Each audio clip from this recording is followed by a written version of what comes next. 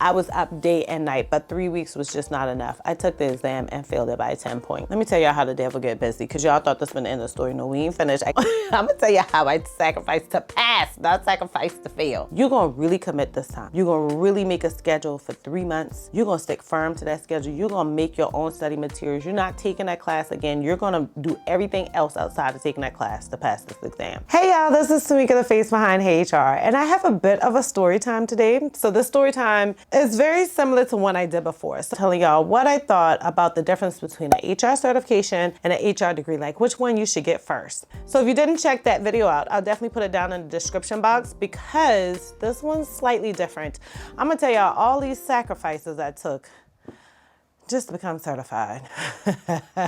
If you want to know some of the sacrifices I took, then just keep on watching, because this is about to be this is a nightmare story for me.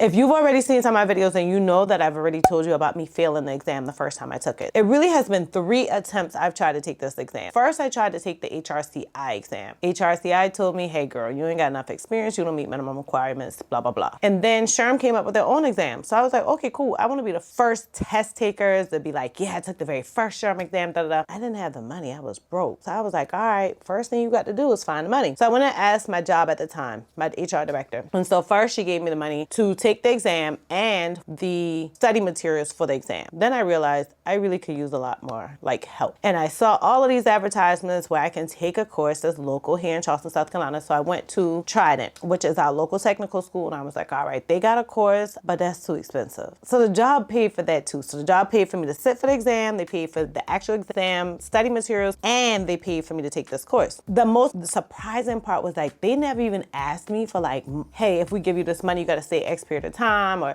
it was nothing to guarantee. Like I didn't have to give back anything in order to become certified. So I was like, okay, this is a win-win. I know I'll get a pay increase eventually, but they should know that I'm gonna have some loyalty. So I was like, okay, cool. For me, that was a bit of a sacrifice. I can be pretty proud when I want to, and pride got me in the way of like not wanting to ask for this money. But I was like, girl, you broke, you ain't got the money, you won't take the exam. You're not doing it for yourself. Like I totally had to talk myself into it. And so that was one of my sacrifices I did, was that I just swallowed pride and asked for the money. A coworker of mine asked me how would I feel if I had failed. I told her, I was like, you know, I really ain't thinking about that because I'm a pass. She was like, you know what, I just want to make sure your mind in the right place. She's still my friend to this day, so I truly believe that's what she was thinking. And so I was like, okay, don't think about that, just take the exam. I'm about 3 months out from the exam when I scheduled. So 3 months out from the exam date. So I'm like, okay, cool. I got 3 months. I can do this. I probably can do this in 2 months. And at the time I was dating this guy. I thought that he was a great guy. I was struggling if he was a great guy for me long term. So he didn't have any children. The house he bought in Charleston was his second house. He had 2 motorcycles. He had a truck. He had a dog. So he was a dog lover too.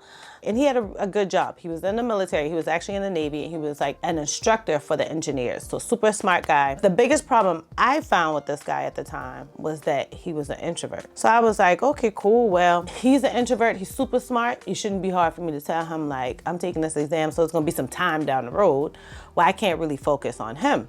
Over time, I was toggling between 2 things, right? So obviously being a parent has always been number 1. Number 2 was, okay, Mika, so you already have your master's degree, which is great, but now you want to become certified and you want to date this guy, right? And I always am looking for dating on purpose. So at the time it was no different. So I was like, okay, I ain't dating out here just to date.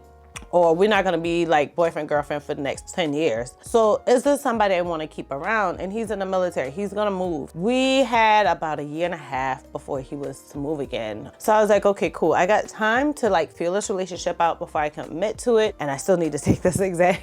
So while I was dating this guy, like we used to go on really nice like dates. We would take the dogs out. So he had a Rottweiler, I had Riley, who's a Shih Tzu. People thought that was the cutest thing because people are like, oh my God, you guys have your dogs, like they're able to get along. We used to do some really awesome stuff in my opinion, or pretty cool at the time, but he was still very introverted. Well, I told him, I was like, listen, I'm struggling with this relationship because I'm super extroverted, you're super introverted. Do you think, like realistically, you think this will work? And he was like, yeah, I mean, I don't have a problem with your personality. And I was like feeling bad now. I'm like, damn, well now I made the man think I got a problem with his personality. Okay, cool.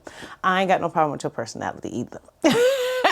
But it was a struggle for me because extroverts, we feed off of others' energy. Well, he never really gave me energy to feel off of. So I kept feeling like I was too much. So one of the things that we used to do was that we would watch like the football games together. So he was big on undergrad ball and I was really big on NFL. So we would like compromise and watch together. So Saturdays was his time to watch football. Sundays was my time to watch football. We would have a really good time just doing that. But for me, it was like, yeah, I like it because we're together, but I'm struggling because I'm used to dating guys who are like yelling at the football screen, drinking beers nonstop, bringing their friends over. You know, maybe I might be cooking for them or something, but it's like interaction. He would just sit there and watch Awful Quarters, child, in silence. Like you would hear him say something like every blue moon. And I was like, okay, this is difficult for me. I'm really struggling. So I said to him, I was like, you know what? I like spending time with you, but I'm not studying. Because I'm only like, by this time, I'm like 2 months out from taking an exam. So I'm like, okay, I really like spending time with you, you know, like being with you. I just really need to focus on studying for this exam. He was like, well, how long you think it'll take you to study for the exam? And I was like, probably the next 2 months. He was looking at me like I was crazy. I was like, no, like seriously. And so he was like, okay, cool. I'm pretty sure we can manage it. So we started managing it to some degree. I just felt like he's too much for me because he's such an introvert. It makes me like question my personality, question things about me. And so it took my mind into a whole different direction while we're together and while we weren't. So I was like, okay, this is not going to work like this. So I told him, I was like, hey, I'm going to just spend some time studying. Pretty much we'll be in touch.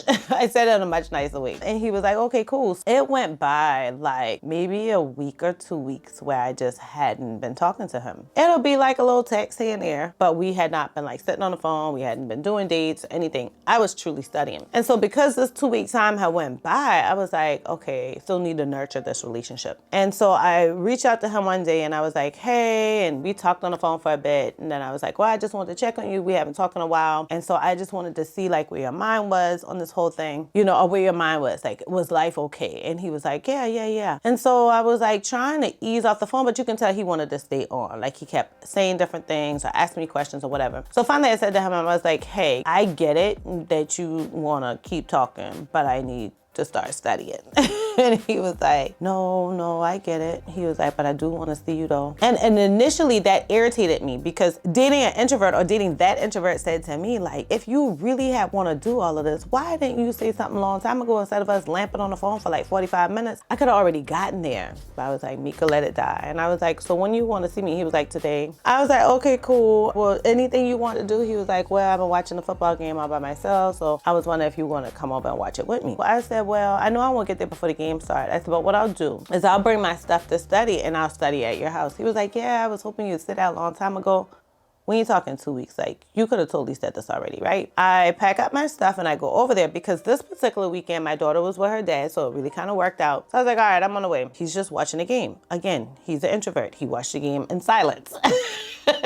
So I was like, listen, I can't study around here. So I'm going to go in your guest room. And he was like, okay, cool. I said, if you need me, just come in, you know, check on me, whatever. So he was like, okay, cool. So I go in his guest room and I'm studying. I studied for almost 3 hours. And then I was like, dang, this dude ain't even like check on me. I was able to retain some of the information, but not as much as I like because I just wasn't comfortable. Like, one, it was too quiet. Two, I felt like I was like secluded in there because I said I was going there, I need to stay. And it was just like, yeah, I just rather go home. And so I went out to him and I was like, hey, and he's like, hey, he was like, you feel good about your studying? I was like, yeah, it's all right. He was like, so you gonna watch the rest of the game with me? And I was like, I was actually coming to let you know I was going home. He was like, well, I thought you staying here to study. And I was like, yeah, I already studied for like 3 hours. He was like, yeah, but I thought you was spending the night. I said, I only brought my study materials. I didn't bring no clothes. Like, I didn't, you know.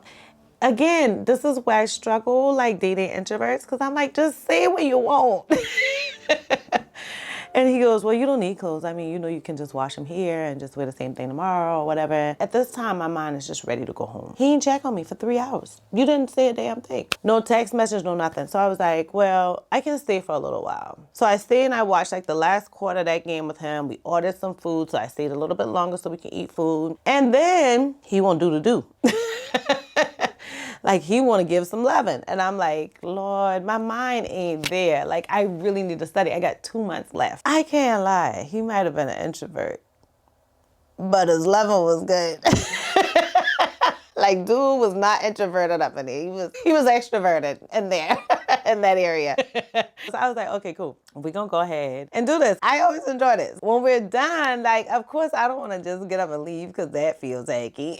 Yeah, so we did a little pillow talk and like just chilling and catching up because we ain't talked the last couple of weeks. And I ended up catching like this quick little nap. Like I may have slept for like 30 minutes or so. And then I woke back up and I was like, all right, I go home. And he was like, damn, I thought you was staying the night. I was like, nah, real talk, I'm going home. So I left. I went like another 2 weeks of like not talking to him. I was like, you know what? You ain't gonna fall into that trap because you finally on a roll, you're studying, you're feeling yourself retaining information. You only have a month left. You wanna be 1,000% solid. Well, when I take the post and pre-test, like my scores weren't improving like I wanted them to. So I was like, yeah, I need to really work on studying more. But of course, like it's my new man, it's a new relationship. We had dated maybe 3-6 months, I don't know. It definitely wasn't like a year or anything. It felt like a short time. It's so damn long ago now, right? So I was like, okay, cool. I should check on him. But I'm an early riser. So this was Saturday morning. I was up at like 7, 8 in the morning. So I studied for a while and then I took a break and I went out on my back patio and I was like, I would just call him on my next break. So in this particular break, I hadn't been on social media. I plugged myself out. So I tapped on Facebook and I started scrolling. And as I'm scrolling, I see that he's tagged in several pictures with this female who is laying in his bed. The other pictures, they're out on date. Child, they clearly in Charleston. I'm like,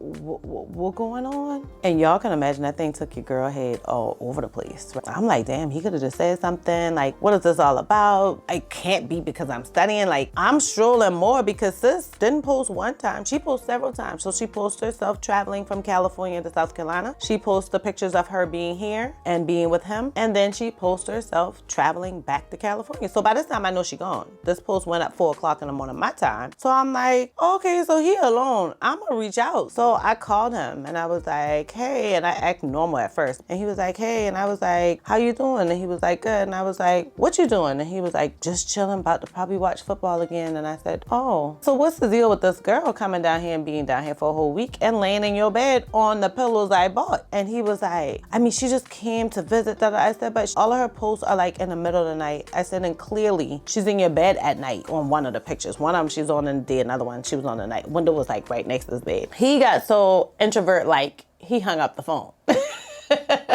So of course I called back. He don't answer the phone. So I'm like texting him, yo, da da da da da da. My text messages went green. For the iPhone lovers, y'all know what that means. So did he block me? Did he cut his phone off? Like, what's going on? So immediately I get upset. I go back to Facebook, right? I go to sis and I inbox her and I'm like, hey, what's going on with you and Curtis? You know, like, I'm his girlfriend. I don't understand where these pictures coming from. And she was like, baby, you not. If you were, I wouldn't have been here all week. Sis checked me, but she been right? For a man that can't allow me to progress in my career. I was like, Mika, stay cool, stay calm. Y'all know I'm a Gemini. 50 Mikas in my head. So I got Mika over here, Ty over here, you know, Mika over here. Like, them girls going at it. You ain't about to sit there, da da da. So I inboxed her, because this is before you could have just called people through Facebook. And I was like, can you give me my number? I'd like to have a chat with you. And sis did. So I pick up the phone, I call her, and I was like, real talk, what going on? Like, how long y'all been dating? The time overlapped by a few weeks of me and him dating, because it was still new for the two of them. So I think she said like for the last 6 weeks or whatever. And I said, so he never mentioned to you he got a girlfriend? And she was like, no, matter of fact, he told me he's single. I've known him for years. He's been reaching out to me. And so I just decided to take him up on his offer this time. So we officially dating. He's coming here to visit me in a couple weeks and I'm in California. And I'm like, girl, like, I hear you, but if you put him on this phone right now, he won't say that. So of course I had to put it on her, because I got a feeling he got me blocked. So she calls him, he answers the phone and stays on the phone. So she's like, hey, Curtis, this your girl. She on the other line. She needed clarity on the fact that y'all were no longer together. So could you please let her know that you're with me? She like on the phone, and he was like, yeah, well, how'd y'all get each other's number? And she was like, she inboxed me, so I gave it to her. And he was like, well, what'd you do that for? And she was like, cause she's saying she's your girlfriend. And he's like, she on the phone now? And I said, yes, Curtis, I'm here. And he was like, well, I don't know. She said, go ahead and let her know. Me and you are dating, right? He said, yes, she's my girlfriend. Child, crumble my heart in like 50 pieces. Because not only are we like breaking up and I don't know, but you're doing this in front of an audience, and obviously they're my ops. Said that to say, I'm still only 30 days out from this exam. And I'm like, Mika, Pick your battles. But my emotions was letting me pick the battle for my man. So I'm just steady arguing, calling him like crazy, texting him, calling my girlfriends, venting, crying, feeling sad. Like, child, I went through for like another week. So this leaves me 3 weeks from exam time. I'm gonna tell y'all no lie, I could not buckle it together. I tried, I studied as much as I could. I crammed time in. I took my daughter to her daddy way more often. I took her to my mom, my sisters way more often. Like, I was up day and night, but 3 weeks was just not enough. I took the exam and failed it by 10 points. So in my opinion, back then, I thought that I not only sacrificed my pride, now I'm really swallowing my pride because I got to go back and tell these people I failed this exam. We never planned for me to give back the money, but we'd think I'd be giving the money back in knowledge, right? And then secondly, I felt like now I lose my man over this exam, right? Maturity hit in. And I realized, you know what? If he really been the man I wanted him to be, he would understand. We would have conversations. He would be patient. So eventually I talked myself out of that. And a couple years later, I decided I'm gonna take the exam again. Let me tell y'all how the devil get busy, because y'all thought this was the end of the story. No, we ain't finished. I'm gonna tell you how I sacrificed to pass, not sacrificed to fail. So I was like, okay, time to take this exam again. By this time, I could have saved the money, but it would have took me some time. So I reached out to a friend of mine and they gave me $500, right? Because it was $1,055 to take this exam. And I was like so appreciative that I had this $500. So I had a new boyfriend at this time. He's a little older, very easy to talk to. We had a really good relationship at the time. Like, our breakup was horrible, but our entire relationship was amazing. And so I call him and I'm like, yo, guess what? He's like, what? I'm like, I'm gonna take the exam. He's like, good, because you've been talking about it for a long time. I was wondering what's holding you up. And I was like, well, what's holding me up is I really ain't got the money. He was like, cool, how much you need? And I said 500. And he was like, okay. He was like, well, that's good. I think we can figure that out. You're gonna figure out the date you need the exam, so you let me know when you need the money. I was like, yeah. Don't give me the money now. I'll tell you when to give it to me. A couple days later, I found out that Delta Sigma Theta has an intake that they're about to do for graduate level people. You know, the devil come in all forms and fashions, child, because I had wanted to be a Delta since undergrad. If y'all had seen my videos about when I survived domestic violence, then you would know that it was during my college years. So not only was I literally fighting for my life, not only was I completely broken, had nobody to ask for the money, but my grades had suffered a lot after like going through that whole relationship with my daughter's father and like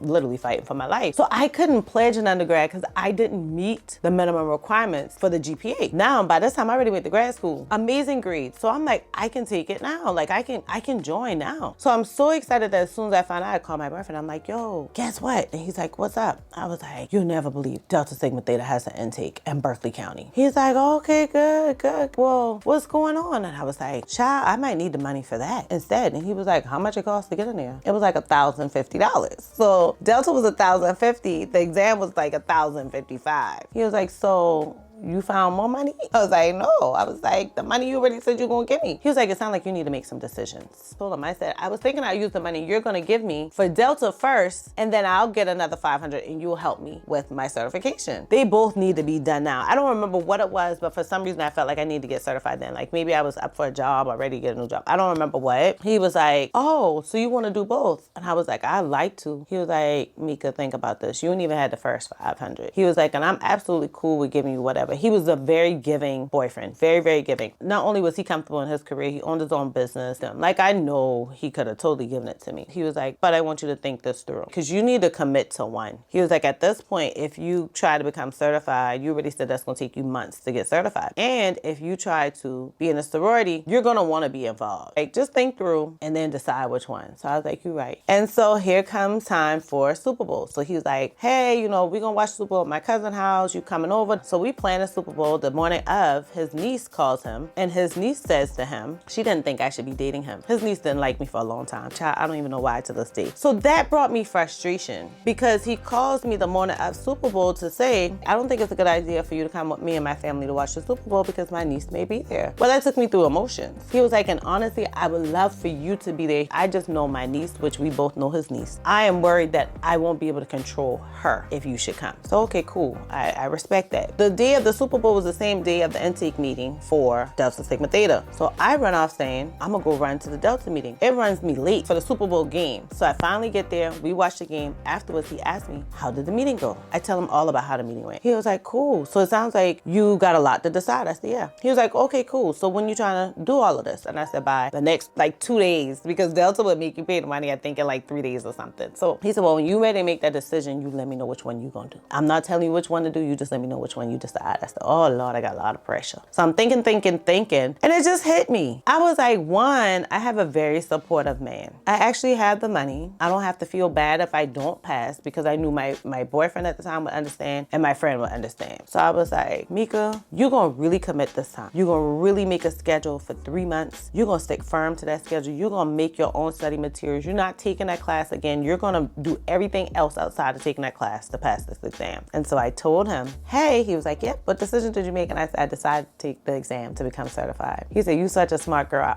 always knew you would make the right decision. Just think about it. Being in Delta is just something you want to do. He was like, everything you can get out of being a Delta right now, you literally already have. You have your career, you have your social network. You already done a ton of volunteering that you have enjoyed. Now it's time to get that money. And I was like, you're right. So I ended up taking the exam. Y'all, when I tell you he was the best supporter, it took me like 3 months to study, prepare for this exam. In that 3 months, I ain't ever had to worry about him posting other people. I got texts all the time of like encouragement. I got prayers by text. I got him forcing me to go to break. He would literally plan everything just so I can have a break from studying. I can't tell you how many times he just did sweet stuff, like may it be flowers on the job, or hey, I'm gonna go ahead and like get dinner delivered because I know you've been studying. It was just complete support. I didn't have to worry about me feeling like I needed to check on him, he checked on me. It just went well. Like I studied, I committed to that calendar. I mean, y'all see me talk about it in a video